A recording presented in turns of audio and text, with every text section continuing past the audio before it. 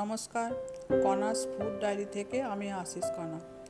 আজকে আমি করে দেখাবো সয়া চিলি।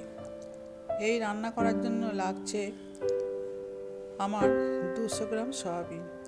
আমি এই সয়াবিনটা সামান্য সেদ্ধ করে নিয়ে জলটা ভালো করে নিংড়ে নিয়ে তার মধ্যে আমি হাফ পাতিলেবু ও 1 টেবিল চামচ কর্নফ্লাওয়ার, হাফ টিস্পুন আদা রসুনের পেস্ট, হাফ টিস্পুন গোলমরিচের গুঁড়ো, হাফ টিস্পুন কাশ্মীরি লঙ্কার গুঁড়ো,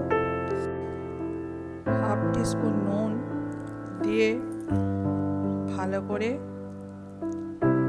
ম্যারিনেট করে রেখে দেব এবং 10 মিনিটের মতো চাপা দিয়ে রেখে দেব। এরপর একটা কড়া বসিয়ে তার মধ্যে 2 টেবিল চামচের মতো সরষের তেল দিয়ে এই সয়াবিনগুলো লাল লাল করে ভেজে নেব।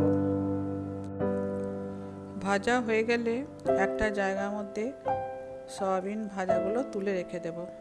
তারপর একটা বাটি নিয়ে ওই বাটিতে আমি 2 টেবিল চামচ টমেটো সস, 1 টেবিল চামচ সয়া সস আর 1 টিস্পুন গ্রিন চিলি সস নিয়ে ভালোভাবে মিশিয়ে রেখে দেব।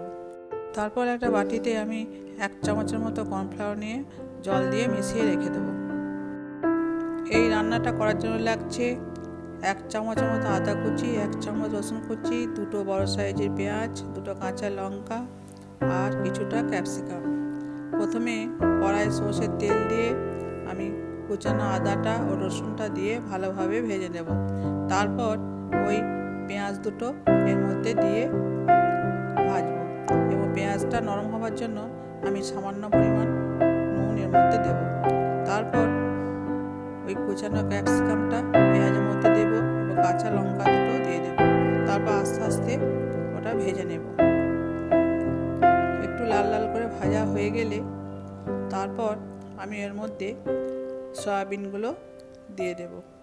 সয়াবিন আর পেঁয়াজ ভালোভাবে ভাজা হলে তারপর আমি যে সস দিয়ে যে মিশ্রণটা করে রেখেছিলাম সেটা এর মধ্যে দিয়ে দেব এবং ভালোভাবে নেড়ে ভেজে নেব। তারপর আমি ওই কর্নফ্লাওয়ার এর জলটা এর মধ্যে দিয়ে দেব। তারপর সামান্য চিনি,